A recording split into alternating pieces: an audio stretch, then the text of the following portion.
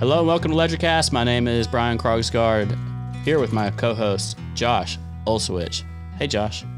Brian, how are you on this fine, warm spring Friday? You know what? I'm doing really well. It is so nice, the weather outside, and I'm thankful for that.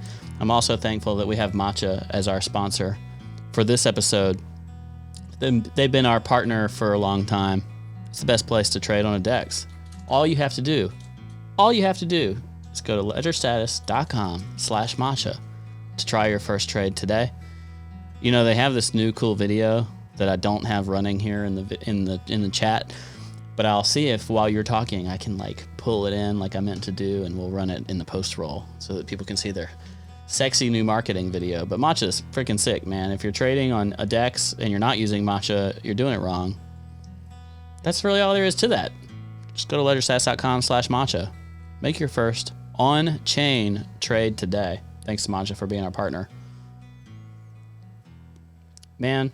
Should we start with DEXs today? Yeah, I think What do you want to start with today, Brian? I want to start with DEXs. Talk to me about this trading volume.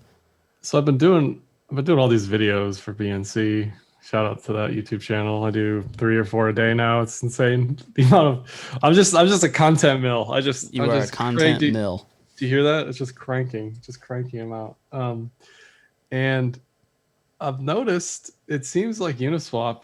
I don't know what it's going to take for a competitor to overtake Uniswap. Do you? Sure.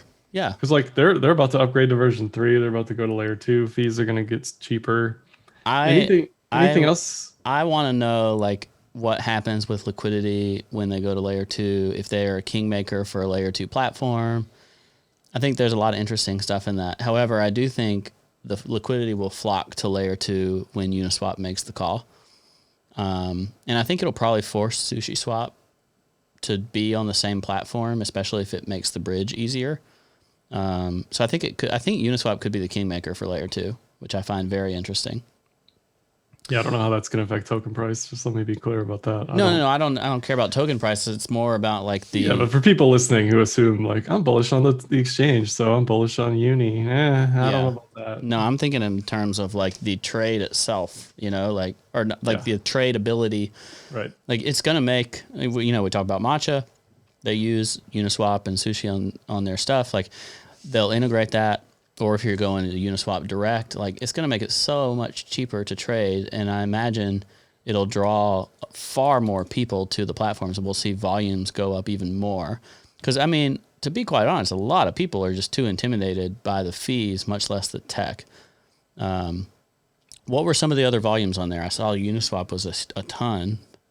So it's mainly Uni and Sushi and Curve. I'd say those are like the layer 1 DEXs, right? Mm-hmm. And then like the aggregators are 1-inch BN. Is BNT an aggregator? Yeah, Bancor is.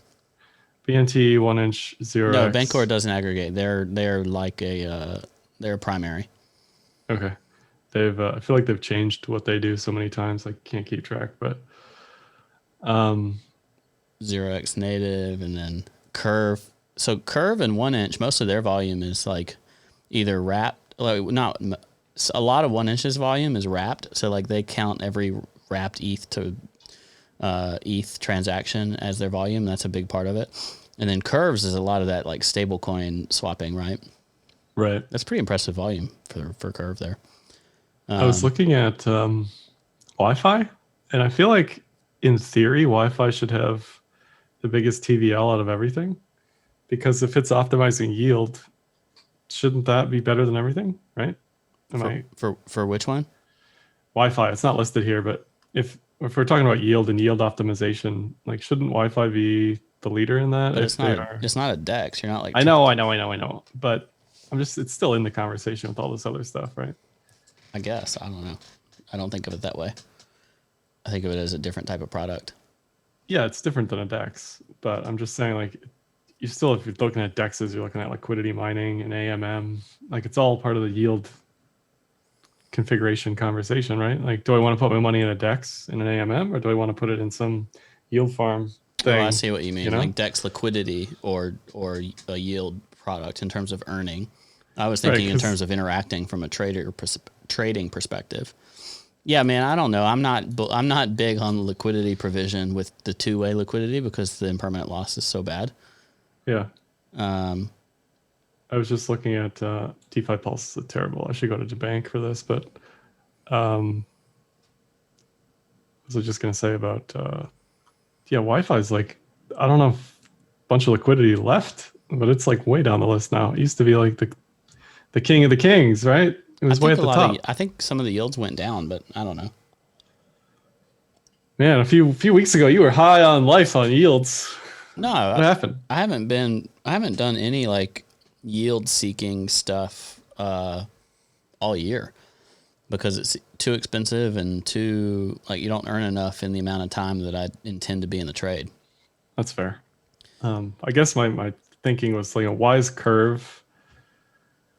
is everything where it's at right now? Like Curve makes the most sense to me from an impermanent loss perspective. But I don't know what these governance tokens, like that's another layer of gamification, game theory you have to figure out, right? Like if you're sitting in Curve versus Sushi or Uni or whatever, I don't know. But just something I was thinking about this week, looking at all these collectively.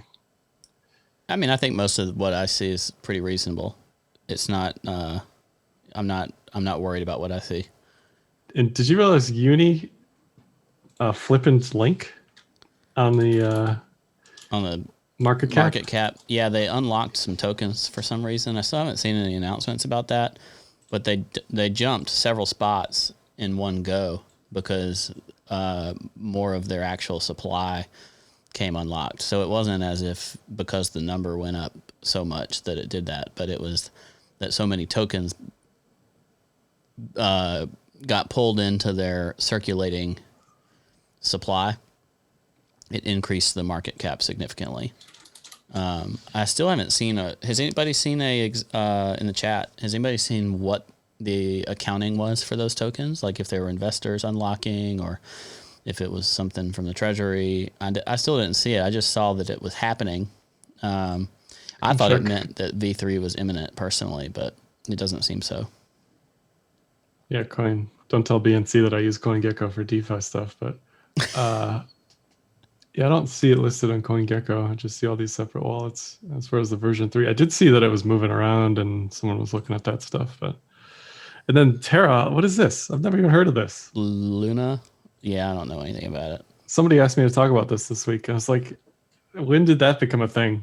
And anytime I see something pop up, it's like DOT, right? I'm immediately thinking it's a scam because it's at the top of this list. Just like DOT just appeared out of nowhere and was like, oh, it's number 2. Somebody says it's a derivatives exchange, but whatever is going on there, I don't trust it. Yeah, I want to see the actual volume and like the full profile. I'm just not going to believe it because it's on top of a list, you know? Yeah, I agree. Anything with a question mark as the fully diluted market cap is a bit dubious. So anyway, I was just looking at all the DeFi stuff this week. Thinking where should my money be? Because like the 1-inch mining ended for me, so I'm trying to think like where should I put my money now? You know, right. I'm looking for that next score, right? You had it in an ETH BTC pool? I had it into ETH 1-inch. Okay, so you were on pool 2. Yeah. Actually owned 1-inch to pool with. I still do. I'm still a proud holder of 1-inch, believe it or not. Okay, so you're a pool tour, and you're looking for somewhere to go for the fun. I don't know. We'll have to ask the chat. We'll have to ask the chat. Where's a good place to go for some yield or liquidity provision? And if anybody says buy some NFTs, they will be banned on site. You could always buy my bags. I need all of the help I can get. My Rook bag is down 60% off the top, so I'm in full depression mode here, Josh. Yeah, it's not great for sure. Should we talk about BNB news real quick? Now, for me, this BNB news is an exemplification. I was just going to pull up the BNB chart, but it's an exemplification. Well, really, this is Binance news more than BNB all by itself. Hold on, now, Brian, you hold on, you hold right there. For me, it's an exemplification of all of the risk of any of these governance tokens. This chart doesn't even look that bad. I thought it looked way worse. But this is the regulatory risk of all of these governance tokens. And there's no doubt in my mind that U.S. government agencies are looking at all these thinking, who's the biggest target? Who can we go after? And I would love it to see all these governance tokens just dumped to garbage levels, honestly. That's like all of DeFi. All of DeFi is governance tokens. Oh, I know. I know. I know. It doesn't mean I think it'd be a fun thing to trade. Let's be real here. So yeah, BNB got hit with some CFTC. They were trading futures for Americans. I don't know. No, they're right? Investigating whether or not Americans were able to trade on Binance when they weren't supposed to. Whether Binance was essentially making that too easy. I feel like this is the most obvious answer ever. Yes. Because the answer is yes. There's someone in the chat talking about how they got locked out of their VPN account. Most of those places, like several places where you could go and use a VPN and log in, it's not the smartest thing in the world to do as a user. But that's something I've personally I've never done that. Brian, have you? I don't think. No. Honestly, truly, I don't like it because I think there are some inherent risks. Like you really have no recourse with an exchange if you can't KYC and like have a relationship with them. Like if you're not really supposed to be there, then they kind of hold the chips, right? If you have enough money to matter. So, if I had enough money on an exchange where I wasn't like supposed to be allowed to trade, I would be very uncomfortable. So therefore, I have never done that with enough yeah. Which is why, as a U.S. person, you have to either use a DEX until that's illegal. Well, this is why I'm so bullish on DEXs. Like I love Matcha because I can trade on Matcha via wherever the pools exist, Uniswap or Sushi or whatever, and have access to tokens that previously I only would have been able to have access to on Binance International. And now, like the tokens aren't subject to Binance's listing terms because they can get their own liquidity on a DEX, and then anyone in the world can have access to them. You said until that's illegal. I am curious what the long-term regulatory challenge will be with DEX-based stuff. Like, will DEXs, not the code, but like, will a website presenting a DEX layer have to get information about the customer at some point? Maybe, but that's not how it works right now. So, but there are some interesting future questions, future bear market questions. Like all these NFT sites that don't require KYC. Oh, that's coming. You better believe it. That's coming. Yeah, I don't know. I don't know, Josh. These are future bear market questions that I don't want to think about. I hope to not be in crypto anymore by the time that happens. Just want to be retired. Just want to be a happy hodler with a moon bag and retired. That's what I want to be. That's fair. Or you can just stick to, you can say, all right, this is the walls I can bounce off of and deal with it from there. Like it might not be the most exciting thing. It reminds me of ICOs so much. I can't even tell you. I was thinking about this today. What, all the NFT launches? Yeah, like I didn't get involved in ICOs in a big way. A lot of people did. A lot of people got super rich, whatever. And these same people are peddling NFT type stuff now, which they're going to do fine. They're going to be fine. They're going to get rich. It's just not for me. I don't know. I just don't have it in me to think like I'm going to spend this amount of money on this thing and it's going to go up for this amount of, I don't know. I'm just a fuddy-duddy, Brian. You are a fuddy-duddy. There are some things I really like about NFTs, but a lot of the speculation over the art I am not impressed by currently. Let's get back to BNB. What actually happened? Yeah. Did the number go down significantly? I can't tell from this chart. It still looks way up, but I'm sure it's way down on the day. That's not even down on the day, really, honestly. Okay, so basically the market didn't care. Not really. I mean, should it? What are they going to do? Pay a fine? Yeah, that's the thing. On their merry way. There's no teeth in most of these regulators' actions. Like once the EOS ruling came out, I feel like everybody was like, "All right, so we're good." They can just pay. They just pay like a 1% fee of whatever we raised. I mean, they raised like $4 billion or something and paid $25 million or something in a fee. So, everyone in crypto, everyone in the world, not just crypto, finance, whatever. Everyone's just in like YOLO and then ask for forgiveness later. right? If you do something wrong, that's what it seems like to me. There's Yeah. there's no real consequences for corporations. The consequences all seem to fall on the individuals, which I find 100%. very backwards. So bearish on regulators. Not they're hurting the people they're trying to protect. And yeah, screw you, regulators. Wow. There it is. Yeah. Yeah, I mean, I wouldn't buy BNB up here. What's the 200-day moving average? Oh, I don't know. I wouldn't buy it. It's trash. No. It's the Wow. trash price action. It's people are trying to reprice it as if it's Coinbase. It's not Coinbase. The Coinbase IPO will be too expensive. That's to my other point, though. With all these governance "quote unquote" tokens, this is Well, let's be fair, though. Let's be fair. Hold on. Let's be fair. BNB is the most utility token probably anybody's ever seen. Yes, yes, there is real utility in BNB because it's a security. I was referring to the trading fees, but okay. Well, it truly feeds network activity back to users.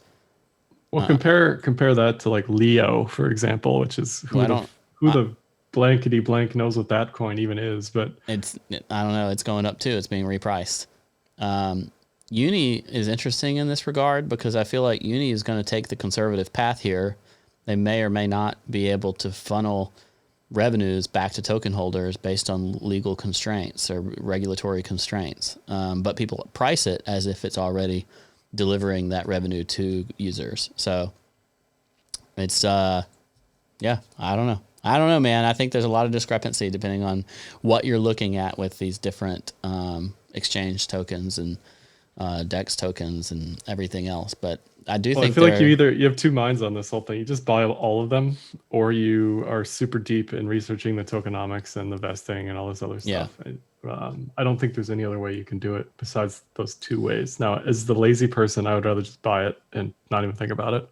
But I haven't done that yet. I did buy Aave the other day because Aave looked pretty good. Yeah. Yeah. Let's get back to alts in a little bit. Our listeners are going to be mad at us if we don't at least talk about Bitcoin and Ethereum and see where they are, because Bitcoin went back to the all-time high and then got rejected off of it. I'm just letting you drive today. Yeah, sure. If you don't mind. Well, here's the thing, Brian. We talked about this a little in the pre-show that ETH classically is underperforming BTC here. I feel like I always say this, and sometimes I'm wrong, but I feel like ETH just never quite makes targets like BTC does. I mean, here's a perfect example between ETH and BTC on the 4-hour. They both had a inverted head and shoulders, as did pretty much everything in crypto right now has had an inverted head and shoulders, and BTC very clearly reached its target. ETH, even on the conservative target, it didn't really get very far. Just barely. It hit the 1.618, that's peanuts in crypto land. Yeah, and we even hit the monthly pivot on BTC, almost teased a new all-time high there. I think that was a perfect place to pause for Bitcoin, and I can't imagine being bearish Bitcoin here, but I can totally imagine it building out a fuller pattern. Whether it actually will or not, I mean, I don't know. Like, it could jump to like these consolidations reasonably so get a little quicker as the bull market goes on, right? Like if as people kind of suspect that it's going to make a new high, they're not going to wait for as much of a dip, right? So like on this secondary dip after an equal high, I feel like people will kind of preempt the next leg down. So you might not get all the way, for instance, to like 52. Maybe the next dip stops at like 54 if it's going to fill out some kind of consolidation. Well, I was saying I expect we'll be at new highs on Bitcoin next week. Based on cloud, I was saying I'd love to buy 1666 on ETH. I'd love to buy 52 on BTC based on the 4-hour key June. Yeah, I think Bitcoin would have to be dragged by legacy markets a bit to fill out that C clamp on the cloud, go to 52. Yeah, that would be very bullish if it happened. It's not anything to be bearish about in my mind. This 12-hour cloud looks incredible for regardless of how this TK looks. This TK cross we had right on that inverted head and shoulders breakup. I just think anything 52 to 54 is going to get bought up pretty hard with cash. Yeah, I don't have bids there now. I have bids on what's the daily Gijin, 44, 43 still. But I need to put some bids on 52 for sure. That's that daily Tinkin too. In my mind, Bitcoin's already telling us like, hey, it wants to go higher. It's not just going to like, I'm not a big believer in like the full equal double top type of thing. I feel like it's mostly a meme. Just feel like it's going to turn into some kind of, triangle or something if there's a dip and off you go.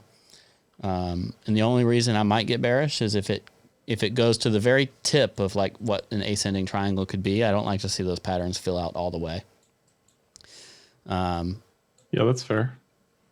It needs some time though. Both of these do at this point. I think the risk reward for buying, I feel like opening a long up here is silly because, if you're looking for 52, you're hoping for a new all-time high breach on a bear div. I don't know. I'd rather just wait. Just, I closed my margin longs a few days ago. Either buy it on the all-time high breakout or buy it on the dip. Right. And it's most likely that I'm going to end up buying ETH first anyway. I'm fine with that. Yeah. So last week we talked about consolidate and wait, which we broke out of the lows. We just confirmed that it's basically a longer term consolidation, right? But we haven't technically broken out, even though we've had a really strong week for Bitcoin. Yeah, that was still a great trade. I mean, if you're we were quite bullish on this. You were talking about this head and shoulders, and it looked better and better over the weekend. And I don't remember what day it broke out, maybe Monday. So it's been great, but we're still in the long term consolidation. I thought it was weird that the CME futures actually broke all time highs. Oh, really? Yeah, where do I have that? I think I have that here. Let me just pull up real quick. What is it? BTC1 exclamation. CME broke all-time highs. The GBTC premium continues to get larger. Right? There's some good. There's some good BlockFi FUD around that. I don't know if you saw that. I saw that you posted it, and then Sicarius was going after you. Sicarius for getting paid to post that. No, he was joking with me. Oh, okay. I talk to him every day. It was like essentially the claim was that BlockFi is getting their 6% yield that they advertised via that ARB when there's a premium. So essentially they're losing money now while there's a discount. It's not that they're like unhealthy. I do find it interesting they just raised a bunch of money. I saw some people I trust gave me some really good evidence of why they're not in any real trouble here. But obviously if they're getting some of their yield from that premium, then if this discount sustains for like say 6 months or a year, that wouldn't be very good for them. But nevertheless, they're probably completely healthy and fine. Yeah, I had that. I thought it was -7% today. It wouldn't surprise me. It was more than that. It looks like on that chart, it's starting to tick back up. Yeah, because it was as low as like -10 or something, which in my mind, Grayscale came and said they're going to buy GBTC themselves. And I think plenty of people will step in. If I wanted to buy Bitcoin outright right now, I'd probably just do it through GBTC. Why not? If you want a long-term position, get a free 10% coupon. For the same reason, arbing the premium was a good idea. Yeah, it's like the inverse arb, right? Yeah, it's beautiful. It's like you can literally in your self-directed IRA, 401k, whatever, if you have legacy accounts or if you just have a legacy account with some cash on the sidelines, if you're bullish Bitcoin right now, the play is just buy GBTC on the open market because you're literally getting a free bonus at that discount. And the only reason it would go bad on you is if Bitcoin goes down severely, which you're bullish Bitcoin. So if you're going to buy Bitcoin anyway, you should be like, I'd be doing it via GBTC. Yeah. I bought some, 2 weeks ago or whatever? Because why not, right? ETH on exchanges continues to decline. ETH and BTC both. Like coins are just leaving exchanges. Like I feel it was so weird. It's like this massive reaccumulation while prices are like mooning. So it's like it's almost like we're gonna super moon. Or maybe this is the super cycle, as Suzu said. Well, it's weird that ETH is so lethargic despite Man, okay, here, Josh, I'm going to lose our bet. Picture. It's March 12th. I forgot about the bet. Thank you for bringing that up, Brian. Yeah, I'm going to lose the bet. It's got to go to 2,500, but I don't care because it's going to go up. ETH is going to go up. It's like the halvening. It's not priced in. 1559 is not priced in. Spoken like a true steak dinner buyer right there. Look, here's what's going to happen. I'm going to lose the steak dinner bet, but then by the time we have the steak dinner, I won't care because I will have made so much money on Ethereum going up after the bet ended. It's like buying calls. It's like this steak dinner is like buying calls and then losing on the calls, and then the stock goes up anyway. It's the same thing. It's like in an option, like the steak dinner option, long call option on steak dinner. Yeah. You can be right and still lose the trade or the bet when you're playing with options because the timing of it has to be just right. In the market, if it wants to take its time, it can take its time. I don't care. ETH will start leaving the system, will be burned forever. All the miner complaining is FUD. It will not matter. This is no different than the Bitcoin fork drama and no different than the economic advantages of the halvening. ETH is going to absolutely freaking destroy when people start seeing it burning over and over and over and over again, and ETH supply starts becoming deflationary. ETH supply will be more deflationary than Bitcoin because Bitcoin is anti-inflationary, and ETH will be burning more than it produces, and it will actually be deflationary. Bitcoiners will be in disbelief. ETH will moon. Boom. I sense a ton of hopium there, and I own some ETH. I wish it well. I hope it goes up. We'll see what happens when it happens. Look, I love Bitcoin. There is a outsized trade here on ETH. You think so? Yes. Have you looked at the ETH BTC chart lately? Don't care. Okay, that's fair. Let's take a look though. We're on, hey, we're just two people. Let's take a look. Does that look good to you? It's just trash. It's sideways trash. It's sideways trash, and I've got a new theory. Leave this chart up. 0.055 has been my magnet for quite a while.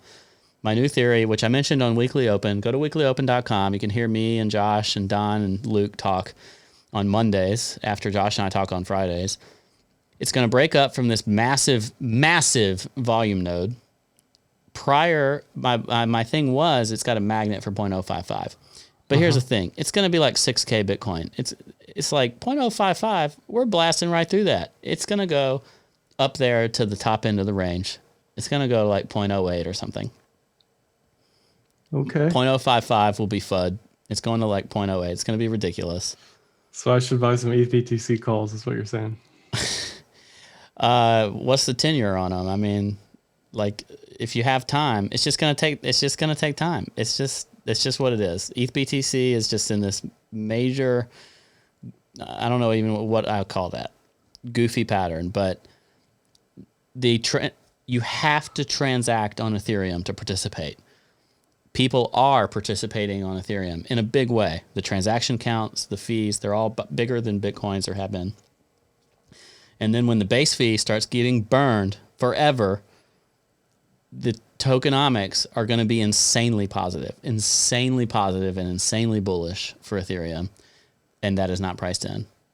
Okay. We'll see. Now, I will say it all again while we're eating our steak that I pay for. Okay. That's fair. That's fair. I'm not saying you're wrong. I just, I'll believe it when I see it, Yeah. That's all. Someone was asking, like, is this a giant inverted head and shoulders? Maybe. People were talking about that for a while. I think it's a random walk. Yeah, if anything, it really is.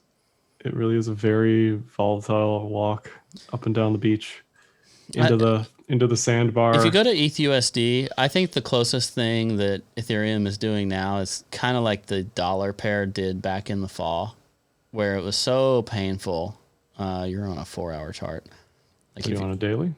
Yeah, if you go to the daily and you go to the extraordinary amount of time. Yeah, it went all the way. No, I'm sorry, back in July. July. Yep. Eventually, it had that markup, but that ugly, like not great pattern from May to late July. It just struggled. It was just on the struggle bus. And then when it marked up so hard. I was so long ETH during that. And it was beautiful. And it just, once it goes, it's going to go. It's going to go. It's going to go hard. I could still win the steak dinner bet if it does it really soon because it takes about 2 weeks. I'm not giving up on the steak dinner, but I'm close to giving up. The Daily Cloud is telling me to close my ETH longs here pretty soon. It's telling you pretty soon, but not yet. It's telling you pretty soon. Pretty soon. That's right. It could repeat what happened in September and like just chop for like a month or 2 or 3. Mm-hmm. That would be worst case scenario, right? But then it's going to set up an extraordinary move in Ethereum. We will get an extraordinary move in Ethereum. The longer it consolidates, the more it goes up. We will get an extraordinary move in Ethereum. Yes, that is certainly possible. I was saying in videos this week, at this point for every single crypto chart right now, I want to see cloud settings reset. I want to see it look exactly like this in September to October. Yeah. ETH, how we got this TK cross recross, because that's what we're setting up for here. Yeah, and that's going to be and that's easier. like if Bitcoin moons and it repeats that, that's like ultimate ETH pink Wojak ledger in depression mode type of setup. You know, like if Bitcoin is like moving to 90K and ETH is at 1700, it's gonna be like the freaking Peter Schiff meme, like gold at 1700. It's gonna be ETH at 1700, and I'm like 70 years old. That's what I'm gonna feel like. Gonna be you sitting on a bench. Yeah, just like waiting. Could totally happen. Could totally happen. ETH BTC like tanks out of this this churn, whatever that situation is. That could happen. It could happen, Josh. Yeah, there is. We'll say June, July. How about that? And that's when 1559 is going into effect. I'm just not. There's a fundamental impetus. But if it goes back to like 0.019, 0.02, that would be ultimate pain. So why not? It should just go ahead and do that. It should just go. That's classic for me for this year. It's like it just does that, and it does it in like it does it all the way until like December or something, and I'm just miserable for the rest of the year because I have this thesis that's not playing out, and then it'll all play out in like 2 weeks at the very end of the year, and then it'll be a bear market, and I'll be like, "Yay, I'm back to even. Let's continue on with the fun," and then the whole market dies. And then you'll say, I was a genius all along. Look at me. I might have been early, but I wasn't wrong. That's fair. I've been full cope mode right now. I mean, I'm happy to trade it at those lows. I talked about this. I talked about LTC this week too. LTC's popping off right now, but that's bearish. Screw LTC. Okay, well, what is Litecoin? What is the point of Litecoin? Let me get to the chart, Brian. Hold on. Why is Litecoin moving, but ETH's not moving? So it's not moving versus BTC. Look at that. That is ridiculous. It's just like it's coiled up so long. People are like, well, I guess we'll have to pump this now. We're just bored. What I said. The market's it's just so bored on LTC, BTC. It's just like, all right, let's just accumulate this thing and send it. It sounds like you don't have any LTC, Brian. I have no LTC. So it's probably about to spend the next 3 weeks going vertical. Do like a 5x, and I'll be sitting there in ETH at 1700. Well, what I said in a video this week is that the multi-month bullish divergence on this is extremely impressive for anything, let alone a crypto chart. So it's tempting for me to buy some at this point, honestly. Like, look at this. It's insane. What does LTC do? What is it good for? I don't know. Like, who nothing. Cares, right? Who cares? Who cares? I'm trading the chart. Charlie Lee doesn't even care. That could be true, yeah. But I'm trading the chart. Okay. Mimblewimble. All right, Ruck in the chat. Just tell me what Mimblewimble is. Fungibility why do we need fungibility?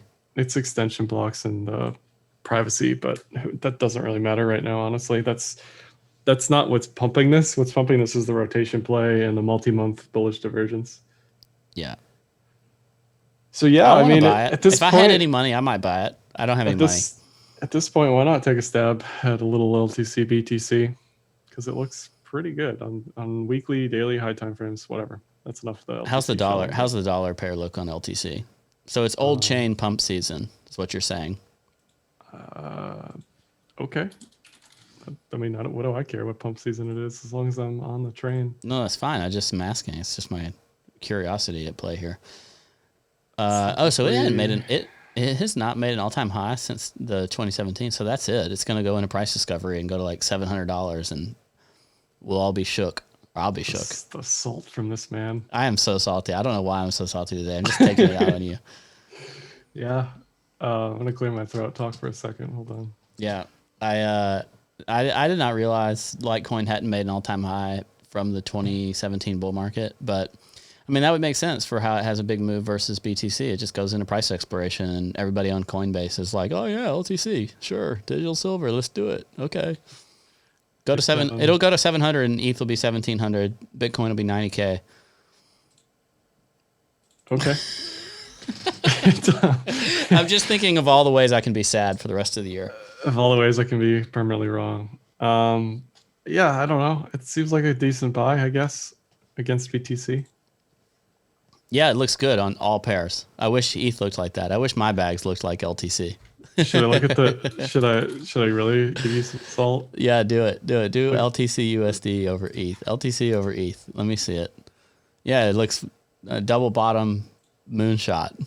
It's gonna flip, support resistance, and it's gonna go hyper moon. Yeah, It looks super good.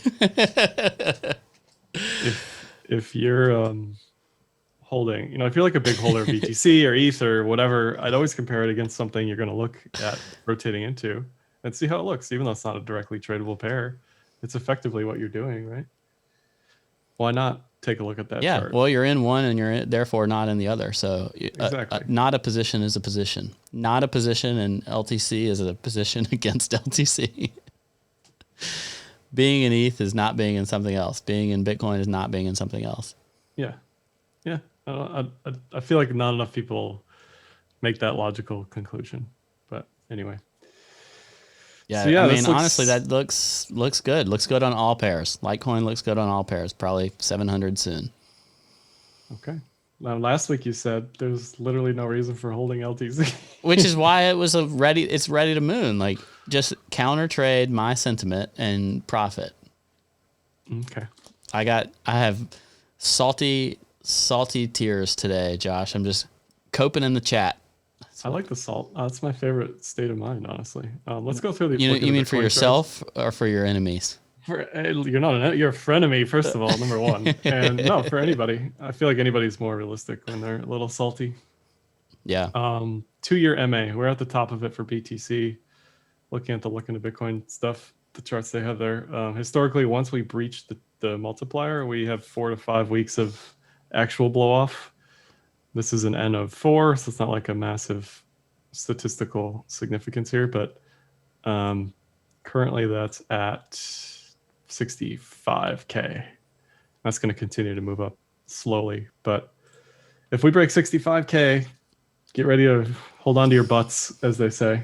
And if we break through the 2-year multiplier, all past bull markets have basically said it's where you enjoy the ride, but you're like, you're in the finale, Right. That's where it's appropriate to DCA out instead of DCA in, dollar cost average out. And then ultimately, ideally, you're selling everything once we break down. If we break up and then break down, that's it. And that's the end of it. Historically, not a lot of data there, but that's what it says. 2-week moving average heat map. We're still not mega overbought according to this, which just looks at how fast the 2-week moving average is moving up. And we got some time here. Doesn't look too terrible. Historically, it's pretty obvious where the top has been each time. So we'll see that coming in advance. It's just telling us we're going 6 figures. I think so. I really do. Puel multiple. Another one of these overbought, oversold things. This is based on notional coin issuance, USD value. And we're getting to overbought, not quite there yet. Got some time on there. Stock to flow. We are outperforming stock to flow once again. Kind of insane how that happens, but what do you think about stock to flow? I think stock to flow is the most correct meme ever. That's another good quote from you. High cycle indicator also has been very good at calling the tops. And if you're nervous about selling, just look at these charts, back test. It's all right there, right? This isn't investment advice, but if you're looking for signs of overheated, this They is all another say great chart. they all say we're healthy, that we're not undervalued, but that we're in a markup cycle. That's what everything says. Kung Fu has a good question in the chat. He only wants to hear from you. He says, Josh, what's your view regarding a super cycle at this time? Are we getting real world adoption? Funds are buying in. More and more companies will start to add BTC on their balance sheet. Plus, that will drive retail demand, et cetera, et cetera. Josh, is it a super cycle? I mean, it feels like a super cycle, right? We're 2x from 33K, and 33K was like the end times bull market a few years ago. I feel like if you have to ask that, then what is your opinion on a super cycle, right? Is it like 7 figures BTC? Like, is that the super cycle? I mean, I think super cycle to me is, when are people going to be absolutely shook by Bitcoin's price? And I think that begins at 6-figure Bitcoin. And then when it gets to like really like 250, or like when the gold flipping really starts to happen, like really starts to like feel real, people get real shook, when you truly start talking about a pure gold flipping as being realistic, you're in the super cycle. We did make a new all-time high on the BTC gold pair, by the way.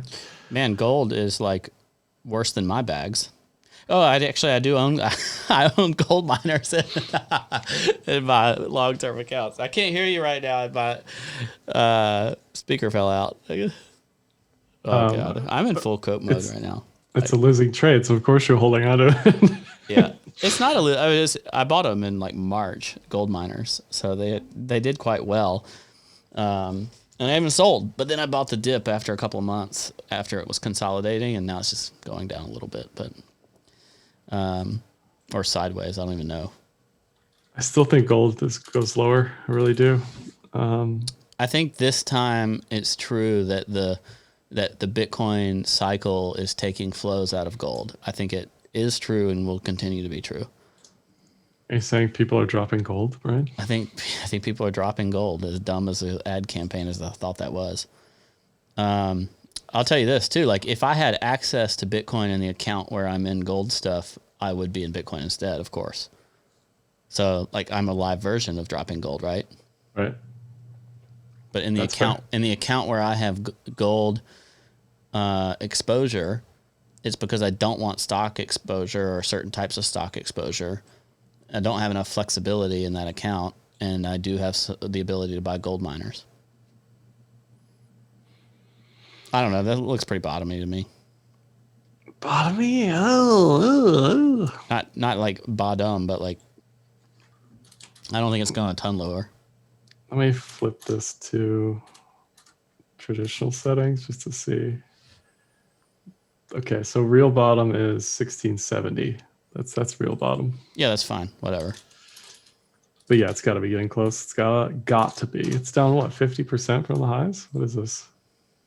Oh, sorry, 15%. Yeah, gold moves pretty slow, and that's why, like, even though I have exposure to it, it's not like I'm freaking out about it. Like, it's just it's a conservative portfolio. I've got enough risk in crypto. It's not going anywhere. What are your thoughts on Dixie this week with the stimulus passing? It did start to go down a little bit, didn't it? Let me see your chart. It did. I mean, I'm bearish on the dollar. I don't know about the relative dollar, like we said. Mm-hmm. But yeah, I'm bearish. Bearish on the dollar. Might as well see it in the Dixie. I at best, I feel like it just kind of chops around. Like, all of these fiat currencies are kind of equally stupid. But we That's seem fair. quite willing to spend a lot of money, Yeah, my retort to that is always I'd rather spend it here than spend it bombing brown people overseas. Totally. You're So, not going to you get an know argument what? from me. For all the people who are concerned about money spending, where's the concern for the military industrial complex? It seems to be not there, you know? I don't think That you're going to doesn't get a ton of argument out of a libertarian leaning crypto audience. I'm just saying, people are like, this is the worst, this is communism, everything's going to end tomorrow. Well, say that when we're talking about the military industrial complex and corporate bailouts. Then I'll take you seriously, but this is all par for the course at this point. That's all I got to say about that. I'm going to need your southern accent some more frequently. All right. So win all-time high. We think all-time high is coming. Win ETF. We talked about a little bit about that with the GBTC stuff. I'm going to make another call. Okay. I listened to Frankie Scoops. I think I talked about it last week. I think the ETF is like imminent. Really? Yeah. Like I think Like I this think quarter? what Q2? We'll say Q2 to be fair. Yeah, sure. Q2, summer. Summer. Okay. Like you said already last week or 2 weeks ago, do you really think they're going to approve just one No. or they're going to approve multiple? I think they're going to approve like 3. Okay. And I think they're going to come sooner than later because I think if you look at the consumer perspective here, they're the ones getting screwed without an ETF. The professionals have an opportunity to arb these setups. The flows are insane. The ease of getting an ETF, you can get an ETF for anything. There was an ETF approved for like social signals on Twitter, like an ETF based on things being mentioned on Twitter. You telling me we can't safely get a Bitcoin ETF? Give me a break. I agree. It's a bit absurd at this point. It's very weird that what was that FOMO ETF? Was that what's his face? Yeah, it was something like that. It was just there's so many dumb ETFs that get approved immediately as long as they're consisting of securities. But a Bitcoin ETF, they act like it's extraordinarily difficult, and I don't think it is. I think that the idea of thinking it's extraordinarily difficult is going to wane more and more, and it already is. And I think that we're probably about to see a cycle where it gets taken seriously. And that podcast with Frank convinced me, which I went to look for the link and couldn't find it. So I don't know what happened with that. But anyway. I'm all for it. I'm on that. I'll be on that side of that. Canada has 3 of them. Europe has several. It's time. It's time. Get it together. Yeah, it does seem kind of silly at this point. So ETF imminent. Okay, we talked about top signals on the look into Bitcoin stuff. It looks, I'll say it again, it looks like bottom of the 7th inning to me. It looks like we got a little time to run here. That doesn't mean we can't 2x or 3x from here, because we certainly can if things get insane. Win alt season. I was just looking at the Bitwise 10, and I was surprised that over the past 3 months, Bitcoin has actually outperformed the Bitwise 10. Just as a proxy. What about DeFi Pulse Index? How's that looking? Somebody else was asking about that. I think it's gone down a little bit too on a relative basis. Yeah, it doesn't look. I mean, the blue chip, even the blue chip DeFi stuff's it's just been struggling to break out. Like Sushi got listed on Coinbase, and it looks good, but it didn't like break out. It looks like it could just go insane to me at any moment. Like Sushi looks fantastic, but it hadn't broken out. Like that's a long consolidation for an altcoin, and people like you could look at it and think that USD chart's a meme. On the BTC chart, it looks totally healthy. In prior bull markets, these all mooned relative to BTC. Like people weren't even caring about USD charts. So I think Sushi could 3x out of this. I don't know. That's a long consolidation for a strong altcoin. I truly think that's going to just go crazy. I think on a relative basis, it's still very strong. I think all of these DeFi blue chips, and this is why I'm wojacking right now, because I'm still extremely bullish on DeFi on a relative basis. but it's obvious. I'm living through the ugly parts at the moment. But look at that. Sushi BTC looks incredible. If that was any asset class, I'm bullish and I buy that. So you compare that BTC chart, you compare the USD chart, and I'm going to be bullish on that.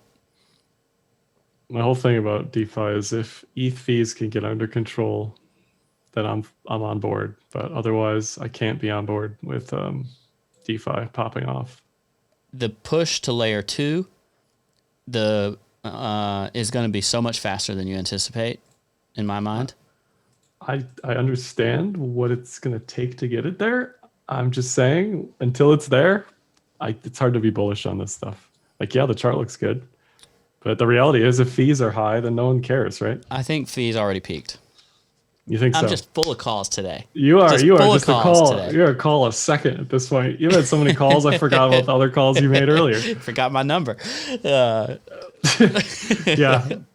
I'm gonna have to listen to this again. Yeah, I mean, I think, like we already talked about, Uni. If Uni can get its act together and clean up the tragedy of the commons, everybody else is going to follow suit, right? Yeah. We didn't even talk about optimism. Someone's bringing about optimism. Yeah, there's 4 solutions on Up Only. We talked about that with Arthur 0x. Everyone should listen to that. There's the ZK rollups, and then there's optimistic rollups, and there's essentially 2 approaches to each. Vitalik has talked about how eventually everything will go towards ZK rollups, but optimistic rollups is the quicker solution. Those are the primary scaling solutions. The one that I'm interested in coming out is Arbitrum. It's an optimistic version because it basically has, similar to what you've seen with BSC and some of these others, the drop-in capacity. So right now you can go to BSC and you can just drop in all your apps, right?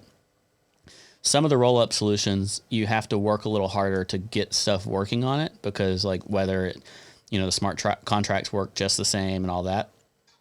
Currently, you have to go to a side chain like Stick, XDAI, or you have to go to an alternative chain like BSC to accomplish that. With these layer 2 solutions, they have different advantages between the pure scalability, decentralization, drop-in capacity, whatever. The Arbitrum one I'm excited about because it seems to fit the bill on several fronts, including the ability to drop in. In the end, though, whichever one Uniswap chooses, I think the liquidity will rush to it.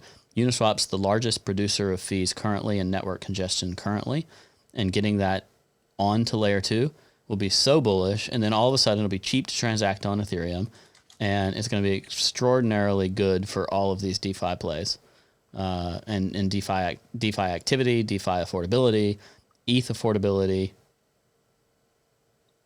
Yeah, it reminds me very much of when Tether was at the top of this list, and they eventually moved to other chains like Tron or wherever else they're going now. Do you think the Uniswap is ever going to move off of ETH and include intraoperability, or no? I think Uniswap's going to scale on ETH. Okay. I think Uniswap is ETH maxi. That's fair. 1inch definitely isn't, right? 1inch is profit maxi. That's fair. They're an aggregator. They're not a DEX per se, right? Yeah, and I don't think there's anything wrong with supporting multiple, but I think Uniswap will figure out a way maybe to support one or multiple layer 2. Like there's 2 things. You scale yourself on layer 2, and then you scale your portability. So like the ability to bridge to other layer 2s and other chains. There's challenges there. Because ideally, if I'm a trader, what do I care what chain it's on, right? Correct. If it works, it works. I don't care. Yeah. There was another interview I listened to. I think it was also Frank. Shout out Frank. He probably doesn't listen to my show. He just scratch our back. How about that? He's too busy. He's too busy writing articles, getting scoops. His New York lifestyle, He talked to the DYDX CEO, who gave a pretty good rundown. But one of the things I found interesting was Frank asked him about how does this all work together, and he basically answered like that part's going to be complicated. It's like you're going to end up with popular dApps on several layer 2s, and then bridging between them is going to be a significant challenge. So it's not all unicorns and rainbows once that happens, but it will alleviate the fee problem in a big way in my mind. And Yuli says Masha will aggregate from everywhere and save us, and I choose to believe that as well. So what I'm hearing from you, on basically any way I can try to poke the bear, is you're bullish Q2. That's what I'm hearing. Yeah, I am bullish Q2. We got ETF. We got, according to Ledger, we've got an ETF coming. We got layer 2 coming. We got what else? We got some other calls you were making. LTC to 800 or whatever you said. 700. 777. 800. What does it matter, right? How does that fit with your seasonality arguments? I can't remember. Yeah, Q2 is the best quarter for alts across the board. So Q1 and Q2 for ETH. Josh, just take it and just put it in my arm. Just the Hopium. I need it. Just right there. Inject it. Just thank you. Appreciate it. Well, historically, that's what it's done. So every year I'm like, nah, Q2 is not going to be that great. And every year it's like super great. It's its own super cycle, Q2. So are we going to bottom? Wait, so taxes have not been a problem? Tax season starting has not been a problem? For me or for you? What do you mean? No, for Q2. Oh, no. Historically, it seems like taxes have been why Q1 is so terrible and Q2 is so good. So people are like taking profit towards the end of Q1 or something to pay taxes. I guess. I mean, that's what I did a few years back. My kid's awake, by the way, so I might mute myself at any moment. Okay. I think we're mostly through it here now, right? I was looking at the total market cap, which is at 1.7 trillion, which seems kind of crazy. Yeah, that's nuts. So maybe Q2 is not bullish. I don't know, man. But historically, Q2 has been where it's at. I mean, look at us post March last year, right? We're on the 1 year anniversary of straight doom. March 11th, March 12th. That's when BTC almost went to zero if BitMEX hadn't shut off its servers. Yeah, I'd like to see us. Well, that was today. Yeah. Yeah. I mean, I'm not gonna like put weight on 1 year anniversaries of days we dumped. However, I choose to believe, Josh. I want to look back on this episode and be like, man, that was my like bull season local bottom cope episode. We choose to go to the moon, Brian. I choose to believe. Not because it is easy. Pump my bags. But because it is hard. That's right. Pump my bags. Yeah, that's all I got for today. All right, let's cut it. I'm done. My kid's Sounds awake. good. I'm ready to go. Thanks for joining us, y'all, for this special session of Cope Status. Rate us on iTunes. Let us know you appreciate the Cope. We'll talk to you next time. Monuments crumble in the blink of an eye. The easy river has just run dry. In a house of cards, I feel the breeze wound so tight.